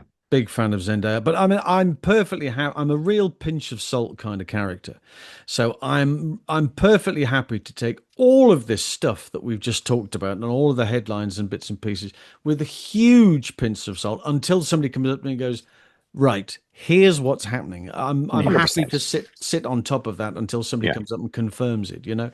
Yeah. But that's the beauty of speculation and the fact that we're talking about Sydney Sweeney on here. She could do with the work, frankly. She's having a rough time, clearly, at the moment. We have one final point to discuss from a topic perspective.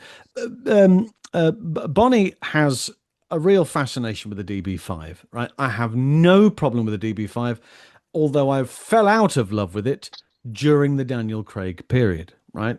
Rude. I'm sorry, I don't understand it. My favorite Bond car has always been the Lotus Esprit. It just works for me. Do you have a particular favorite, fellas, that you can sit by and go, hand on heart, this is absolutely the one that I would turn up or bring my children to their prom in? I think you and me are singing from the same sheet, John. I Right. would be a Lotus man myself as well. Super. Okay. I think the John- DB5 got destroyed and put back together too many times in too many films. yeah. I would probably go with the Aston Martin DBS from Casino Royale before the accident, I must add. But Right, yeah, understood. love Nothing that. worse than turning up in a car that's rolled 7 times down the hill. Give me an Aston Martin V8 Vantage from the Living Daylights. And Oh, I see. Bit of you class. Lovely. have That'll do. me. Paul, you're going to go with the two seat. The same way I am with the actors in that I'm Bond promiscuous. I love them all. I love all the cars. The Lotus is great, but I would get behind Kevin there. The V8 Vantage is one of my absolute favorites. Staying in the Aston family, we're doing that. Right. Okay. What's your fascination with the DB5, Bonnie? I don't know. I just love this car so much. I would marry this car. I would sell That'll get you some headlines. I would sell everything. You could probably do it in Bond Japan. fan marries this car. car. Yeah, nice curves and no big ears. But Let's I keep the doors just, shut. and the fact that I found a German company that they've got, is it 25 of them? that are actually with the number plate Rotating going plates. round. Oh, I Cool. see. Right. Yeah, that was they were was that was for the 60th anniversary, wasn't it? I think they were Anniversary. created. They've Uh, got Yes, 25 probably. of them. So Are you that going to buy would one? be, oh, that would, if I got rich, yeah, that's what I'd have constantly. Yeah. And I can't believe you guys, I'm sorry, now I've fallen out with all of you guys no, because if you can't see it, I can't explain it. you were doing so well, lads. Yeah, I know. Yeah. Throwing You it can away. edit. You Near can edit the this end. bit out anyway, John. You know. Yeah. What can you do? And the other thing to Oops. touch on finally is that whether you're a fan of it or not, and I think that's what we've been discussing during the course of this, is that Bond has always been either feast or famine as far as content has been concerned. We've either had a movie every couple of years, or we haven't had one for 7 years or 9 years, or we've had little bits of this and that. What we are being given is a second season of Road to a Yes. Million. Don't. Mm. Yeah.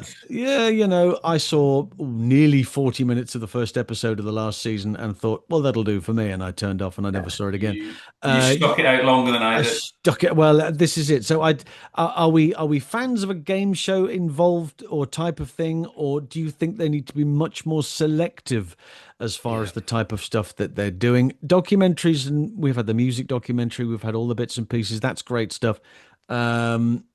But is a game show a bridge too far? Possibly not a bridge too far if you do it in the right way. I think the biggest problem with the first season of Road to a Million James Bond, the contestants seemed to not realize they were in a James Bond quiz show. Right. That was my big.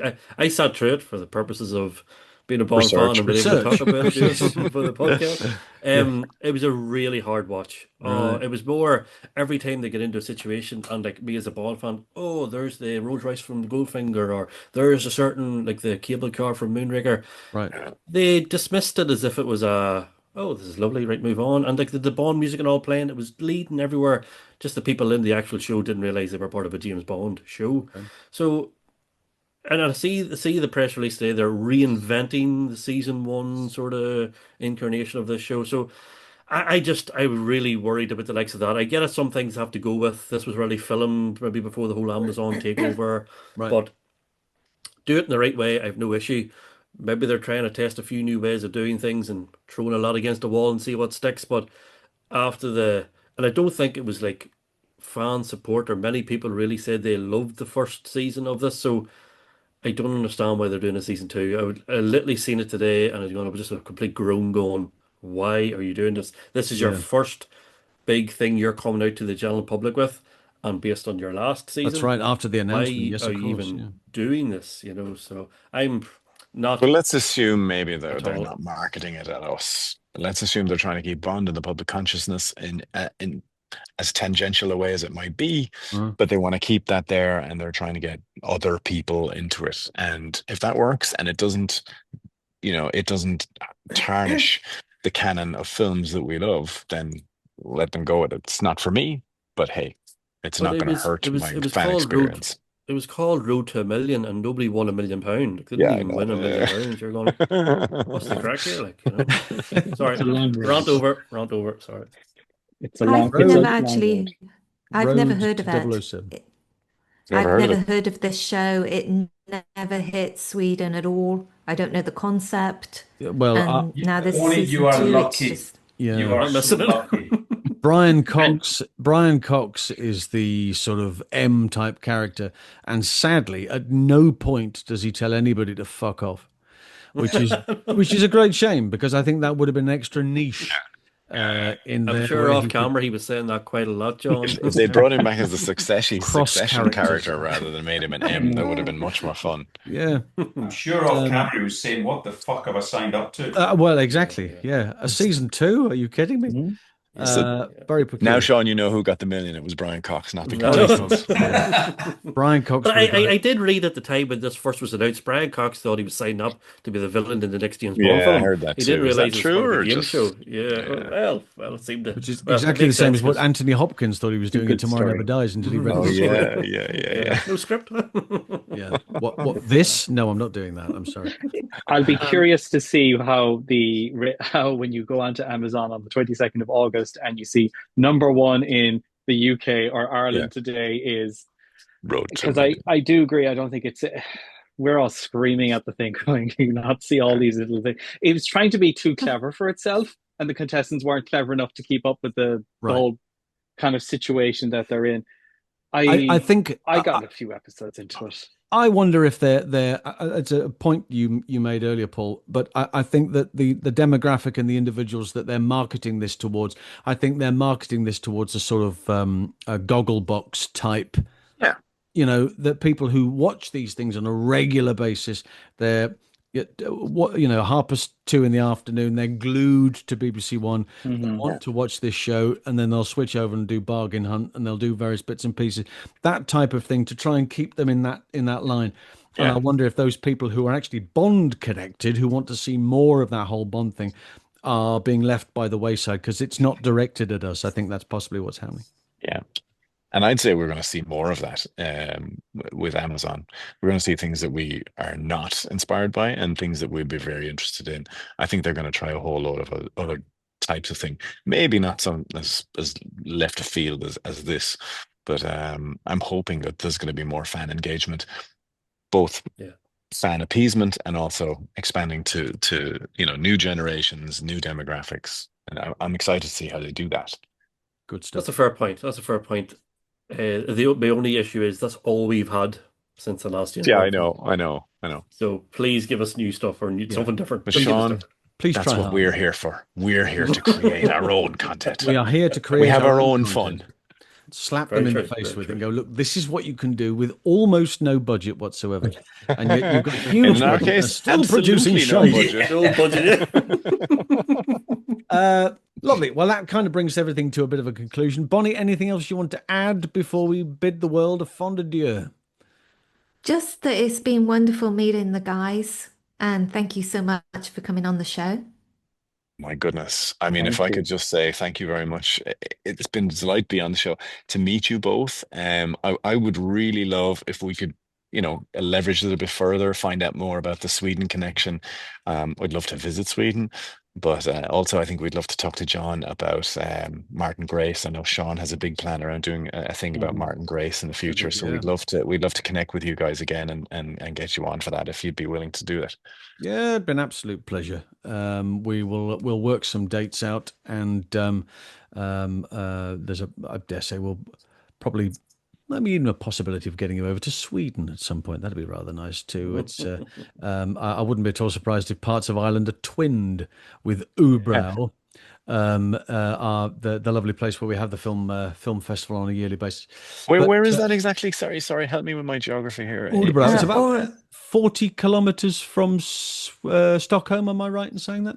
yeah, it's Örebro, and I can we're never sort pronounce of it. Örebro. in the middle. So if you were trying to get to Gothenburg or Stockholm, you'd have to hit Örebro. We're Great. the fifth largest city, and over 100 years ago, the royal family line died out, so they had to pick another family to. So we picked the king, and he comes nice. to Örebro so regularly, thanking us that it's a bit boring when he turns up. It's a bit like, oh, look, there's the king again. Yeah, he's really happy. Is he the world's only democratically elected king?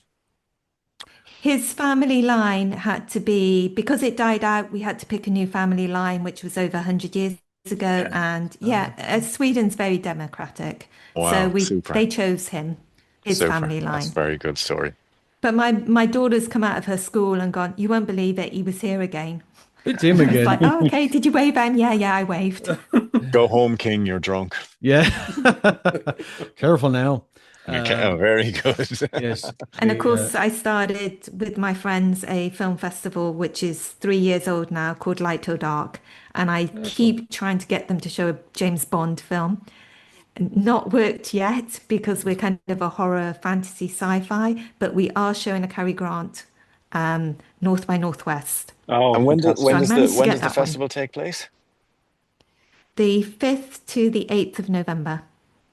Well, why don't you ping us the link With, when it's happening? We'd be happy to promote it here. I know we have a few friends in Sweden. I don't know if we'd be able to get you any extra people and bums on seats, but we'd be happy to Well, it'd promote be it for lovely. you anyway. Yeah. thank you so much. That'd be awesome because last year we had Paul Weston, Oh, and amazing. this is how I hooked up with He's a John. lovely guy. And oh my God, he's so awesome. And he Yeah. gave me a signed photo and so many Bond stories. It was Yeah. amazing. He's the kind of guy. I went up to him in the Royal Albert Hall. I was half sloshed at the time. I go, I'm going to say hello to Paul Weston. And I approached him really timidly. I was like, "Hi, I love your work. I love your cameo on The Name of the Days." He just turned around, just warmly embraced and chatted and chatted and chatted. I was like, "Wow, it's just so great when you meet someone like that, you know." Yeah, there's a super character, I must admit. I've been very lucky in knowing Paul for many years, Rocky Taylor for many years, lots of the stunt guys, Great. and Yeah. it's been, uh, you know, somebody once said to me many years ago, "Don't meet your heroes; they'll always let you down." Yeah. And that's never been the case with these. I must admit that Yeah. I still get starstruck every time, I look on my phone and I go, "Oh, that's Paul ringing," "Oh, Yeah. it's Rocky ringing." Or it's just, you go, "Oh my God." Really, I have Actually, that moment. continuing that theme, Vic Armstrong as well, the same, just Vic, chatted the arse off me all night. I was like, yeah, this is amazing. yeah. Really nice. Super Vic's a lovely guys. fella in good form, Yeah. and has always been very kind. I must say, I did an interview with, when would it be? Probably 2 years ago, when I partway through the no, it wouldn't have been. It would have been longer, maybe 3 years ago. I've been doing the podcast and YouTube thing for this news section. The YouTube page had been going for about 10 years, but I started it again in 2020 or the end of 2020 to 21. And I contacted Vic and I said, "Look, would you do an interview with me in relation to your work on Bond?" Hmm. And he said, "Well, I don't really do that anymore." He said, "I've done all that before, but okay, I'll do it for you." And which I Nice. thought was rather lovely. So, Lovely, yeah. and every Yeah. once in a while, I can ring him up and I can ask stuff. And would you do this? Yeah, sure. And so on. But that's what we did with Rocky was getting a lifetime achievement award at in Sweden last year, Super. and I rang Vic and said, "Look, would you put a little video message together?" "Yeah, no problem." And then, about 25 minutes later, it just turned up in my inbox. Oh, nice, that's nice. So What was it's so cool is because we pick a different profession each time. So we had an award for Rocky Taylor because we did stuntmen. Okay. And we tried to get to Barbara Broccoli to do a little video clip and stuff, and we just couldn't get it to her in time. And then afterwards, do you want to fill in, John? Because you told me what happened.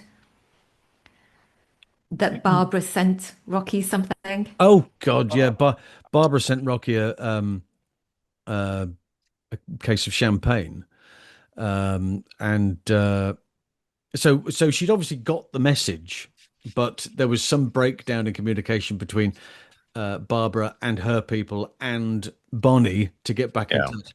So she went straight to the horse's mouth, rang Rocky, and said, "Look, you're being awarded for something. And it's absolutely right, and you should be. And you've been a huge part of our family for many years. So we're going to send you a little something." And she sent him a case of champagne. So He sounds fantastic. And like you, Bonnie, I'm a big fan of Barbara's. She's just amazing. And I'm delighted that. I was like, yeah, when I heard that, I was like, Barbara knows I exist. Yeah, there you go. Yeah. we're in the same postcode. By the way, Barbara knows I exist as well because through a complete fluke, right, at the day of the premiere of No Time to The Die, restraining order is in place. she was walking down the street there was a bunch of us. We were all like getting ready to go to the premiere, and I have people who will prove this story is true. It's not made up. David West, especially, he will testify that my Irish accent went up to 11, and that I went, "How are you, Barbara?" But I did. I did go. this end of the street, and she was with someone else, and she just looked at me completely shocked because obviously she didn't expect to be called out in the middle of the road like that. And then we were like, I was like, we're so excited about tonight, and she was like, okay, enjoy the show, bye, you know. But she was lovely. But yeah, she knew I exist because I shocked her out of her day. Scared to death. Scared the living daylights out of her. Scared the living daylights out of her. Well, look, thank you, boys. This has been terrific. I sincerely hope you've enjoyed yourselves. And if you haven't, try and keep your opinions to yourself if you can. We're doing the best we can to try and keep an excitable level here. For those of you watching, if you've enjoyed that or listening, we'll probably put this interview on my channel, and we'll put a direct to the Bond Buzz one as well. But certainly, as far as the podcast is concerned, there is a Linktree link in the bottom in the notes there, and that will lead you to all of our social media. If you want to get in touch, do so by all means. And until next time, it's goodbye from me and the boys, and goodbye from Bonnie. Bye, everybody. Bye. Bye.